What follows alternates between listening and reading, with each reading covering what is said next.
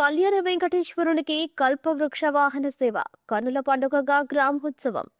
ముచ్చిపట్టణంలోని రామకృష్ణ నగర్లో వెలసి ఉన్న శ్రీ కళ్యాణ వెంకటేశ్వర స్వామి దశమ వార్షిక బ్రహ్మోత్సవాలు అంగరంగ వైభవంగా జరుగుతున్నాయి.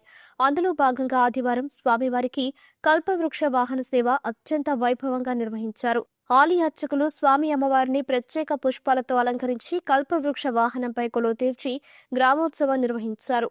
భక్తులు అధిక సంఖ్యలో పాల్గొని స్వామి అమ్మవారిని దర్శించుకుని తీర్థ ప్రసాదాలు స్వీకరించారు. ఈ కార్యక్రమానికి ఉభయకర్తలుగా ఈమని శ్రీహరి, రుక్మిణి, కుమారును, వారి కుటుంబ సభ్యులు పాల్గొన్నారు.